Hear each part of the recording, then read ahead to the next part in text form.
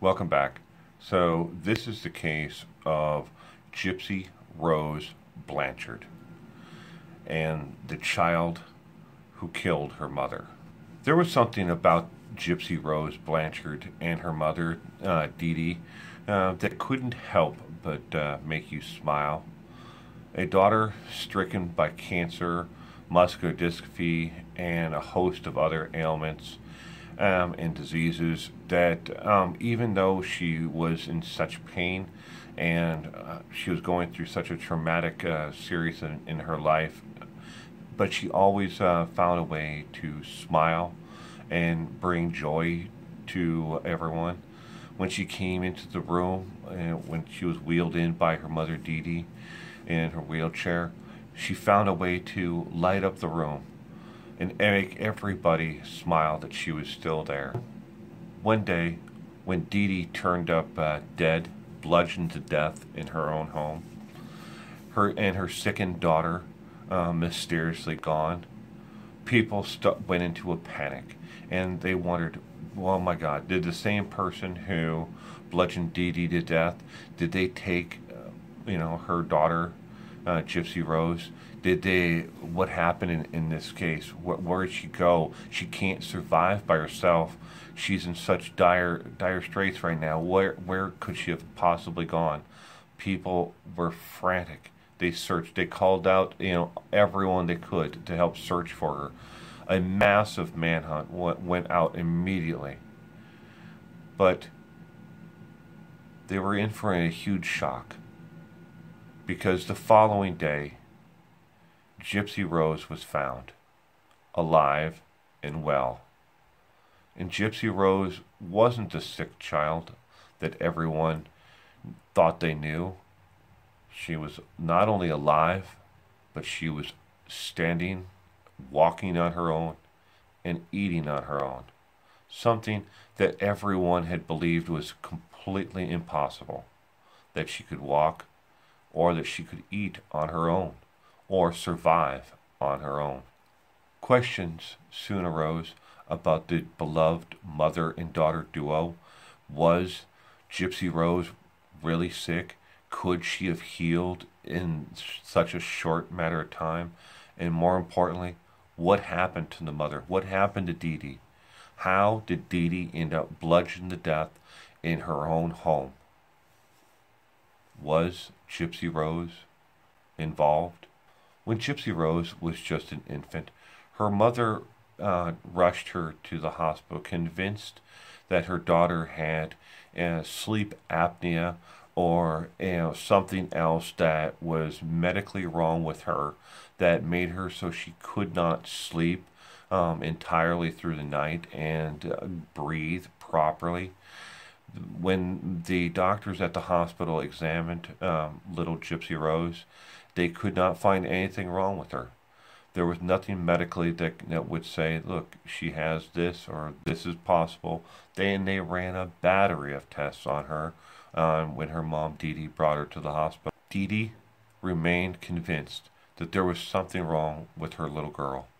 Either a chromosomal deficiency, or something else that was underlying it, even though the medical community could not find anything wrong with her.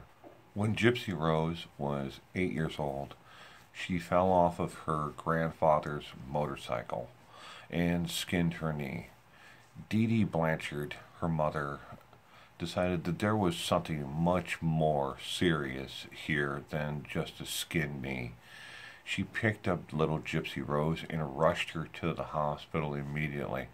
And they examined her and said, no, it's just a skinned up knee. She'll be okay in a couple of weeks, and nothing major here at all. Dee Dee wouldn't hear anything of it and went off the deep end. Going as far as filing a formal complaint with the state medical board, and also filing a complaint with the hospital and against all the doctors who had seen little Gypsy Rose in the ER that day.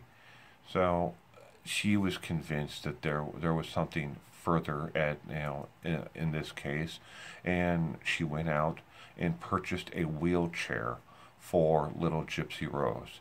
This wheelchair would be hers for the next at least 7 years. She would use this wheelchair every day, telling little Gypsy Rose that she needed to stay in the wheelchair to avoid doing any further damage to her knee. And then as time went on, other reasons came into play for why she needed to stay in the wheelchair.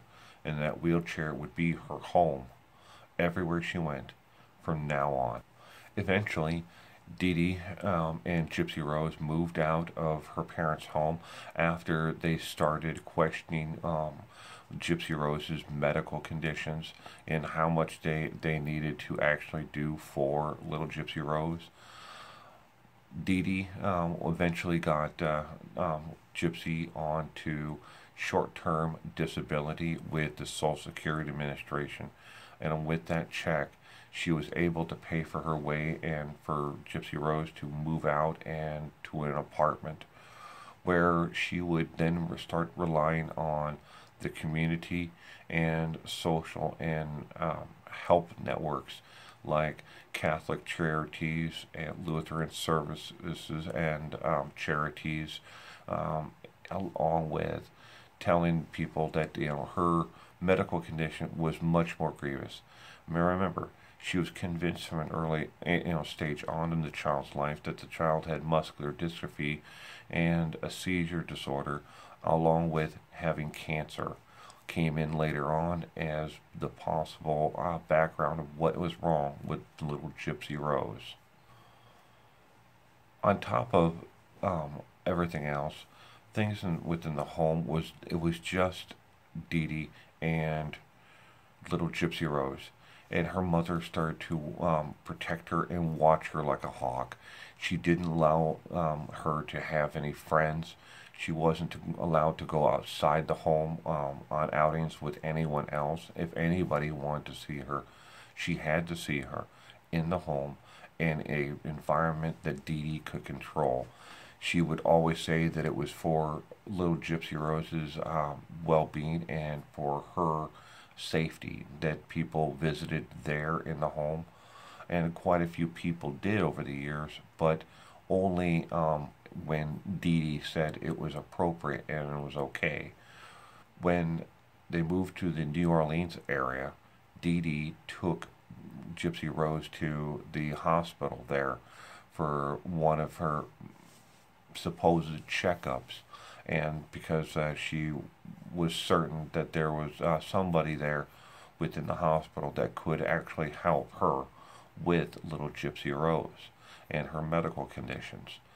When she went to the hospital, she not only stated that little Gypsy Rose had a chromosomal disorder, muscular dystrophy, a seizure disorder, and she had cancer now. On top of it, she always suspected there was cancer, but now she says she definitely knew there was cancer. Additionally, she has said that little Gypsy Rose had vision and hearing issues on top of it all, and that over the years, the last couple of years in particular, that little Gypsy Rose's mental and physical well-being had started to deteriorate to the point where she was becoming more and more worried about if she was going to be able to care for her long term. While at the hospital, they did a battery of tests on little Gypsy Rose, and the doctors there were unable to find any real issues with little Gypsy Rose, but yet they prescribed to her a anti-seizure medication along with a mild pain medication to see if this would help, while they ran additional blood work and tests after they left.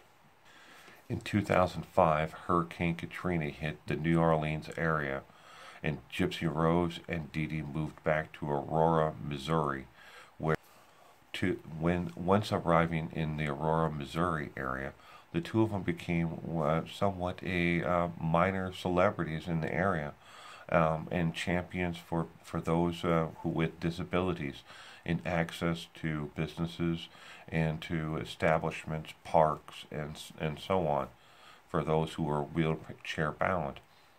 So much so, the city of Aurora went out of their way and reestablished funding and took it from other areas of the city budget to do modifications to city parks, sidewalks, and entrances to buildings in the city where people who were wheelchair bound could have better access or access at all. Hundreds of thousands of dollars would be spent from the one budgetary area and switched over to accommodate those who needed it, who were wheelchair bound. In this of Dee Dee's activities and social justice warrior mentality to have access for her daughter to anywhere in the city. Then came Make-A-Wish Foundation and Habitat for Humanity. Make-A-Wish Foundation set up and made several wishes to little Gypsy Rose, sending her to Disney World and to get her backstage passes to Mariah Lambert concerts. Habitat for Humanity helped and built a home for Dee Dee and Gypsy Rose, and made sure that the entire home was wheelchair accessible for them. Meanwhile, the press that they had received for her justice warrior output in the city to make it wheelchair safety and offer access to anyone in a wheelchair started to come back and bite Dee Dee in the butt, because doctors nationwide started coming out of the woodwork who wanted to help little Gypsy Rose. And one neurologist from Springfield named Bernardo Flasserstein offered his clinic, his professional assistance of not just himself, but 5 other doctors to take a second look at Gypsy Rose's case to see if there was anything that they could do to make her life easier to live and prolong what was told in the media was an inevitable soon collapse of her life. After examination by the doctors in the clinic there and them consulting, they came to the determination they don't see why there was any reason why Gypsy Rose didn't walk and was in the condition that she was, because she didn't have any of the medical conditions that her mother Dee Dee said she had. She didn't have a seizure disorder. She didn't have muscular dystrophy. She certainly did not have cancer. She had perfect vision and she had perfect hearing. She didn't have a pain, issue that couldn't have been taken care of by anything more than just a simple Tylenol. This child was in perfect health, and they could not figure out what was going on here, because Dee Dee was absolutely convinced that her daughter was ill and that she was dying, really dying. When pressured and asked to supply medical records to the doctors there in the Aurora, Missouri area, along with the doctors from the clinic who had taken on this case, Dee Dee said that all of Gypsy Rose's medical records had been washed away by Hurricane Katrina.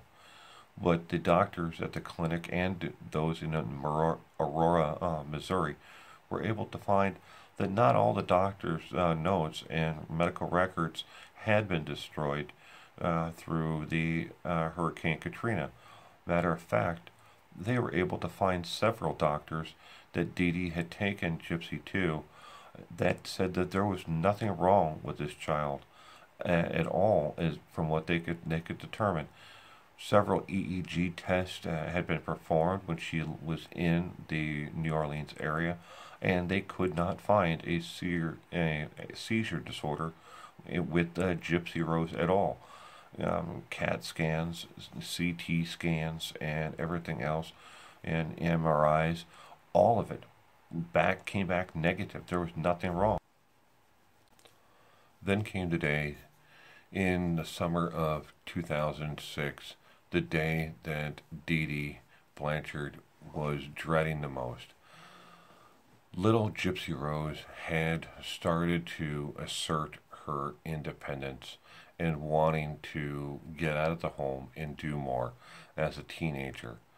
Now, at that point in Gypsy Rose's life, her mother had her on no less than 23 different medications. And Gypsy Rose had started to act like, any other time when her mother would give her the pills in the morning, she'd act like she had swallowed them and taken them. But in secret, she started spitting them out and getting rid of them when her mother wasn't around watching her as closely as she had in the past. And she did it in her own mind, because she didn't want to live the way she was living anymore. She didn't want to be in a confused mental state anymore. Now, in 2006, Gypsy Rose would have been about 15 years old. And as the years went forward, by 2010, she would have been almost 19 years old going in that area, age.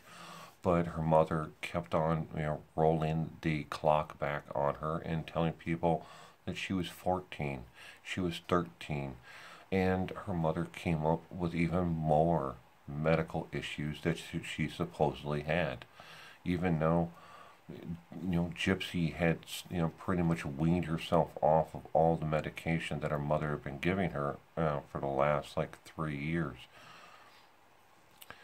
Now she couldn't do it anymore. She wanted to escape. She wanted to get away from her mother's clutches anywhere she could. By 2012, she had started to seek out anyone, a knight in shining armor, anyone out there who could help her, rescue her away from her mother. By the summer of 2012, she had met Nicholas Godjohn. I'm not sure how you pronounce the name, and I'm sorry for butchering it. I'm sure someone will correct me. 23-year-old from Wisconsin. She met through a group on Facebook. She had secretly started a long-distance relationship with him, and he would make plans to come see her, but they were working it out whenever Dee Dee wasn't there. But on one weekend, he was able to make it there and to see Gypsy Rose in person when the mother was going to be out for an extended period of time for the day. He got there and they sat, they talked, they laughed, they cried, and yes, they also engaged in sexual intercourse, and they then sat around and knew that she wouldn't be home for quite a while still, and began to put the pieces together to plot to kill Dee Dee Blanchard, to end this vicious circle of control over Gypsy Rose that her mother had, and to finally set her free. Gypsy, later recalled that she thought that that Nicholas was that knight in shining armor to save her from this nightmare that she was in, to finally end the charade that had been going on her entire life. It wasn't until, you have to understand, it wasn't until she was about 14, 15 years old, then was she able to finally put the pieces together and say, that none of this made sense anymore to her. But up until then, the 15 years of her life, her mother controlled everything about her. What she wore, what kind of music she listened to, what kind of television she watched, how sick she was, how unsick she was, when she would be going out into public to make appearances, who they were going to, meet next to get money from. Everything was controlled. Every aspect of her life, she had her under her fingernail. So Gypsy Rose had made arrangements with Nicholas that she would go to bed as normal one night, and then she would get up in the middle of the night and unlock the back door of the home and Nicholas would come in and finish off Dee Dee so the two of them could be together forever. And little Gypsy Rose, now, a teenager, a young adult, convinced Nicholas that this was the only course of action that there was, and he did it. She let him in, and then he shut the door to the bedroom, and he finished off Dee Dee, with Gypsy Rose standing on the opposite side of the closed door in giddiness almost that she was able to, get this done. The following day, the two of them boarded Greyhound buses for opposite directions, and they planned to meet up again later on and then start their lives together. And they really believed that, or so in 2015, they killed Dee Dee Blanchard. And they almost got away with it too, if it wasn't for the fact that Nicholas had, remorse for what he had done. Dee Dee was gone. Gypsy Rose was free. Later on, as the two of them sat in the county jail, facing charges of manslaughter and first-degree murder for, killing her mother, Gypsy Rose learned that she suffered from Munchausen's syndrome by proxy, and that this behavior was something that she had to fight. All the sympathy that she had received her entire life had quickly turned against her, and then as an ebb and flow, it turned against her, and then it came back because people said, "Wow, could you imagine living that long of your life, 19 years of your life under the control of someone who told you you were sick, who said that you were going to die soon. Every day was going to be the last day of your life, but you couldn't do anything about it. You couldn't enjoy anything because you didn't even know what you enjoyed." So, Gypsy Rose was sentenced to 10 years in the state penitentiary, convicted of manslaughter. Nicholas waits trial and will soon be convicted of his part in this case as well. And now that Dee Dee is gone, Gypsy Rose said in an interview recently that she feels more free today in prison than she did sitting in the living room of her own home with her mother controlling every aspect of her life. Thanks for joining me today, and you stay safe out there.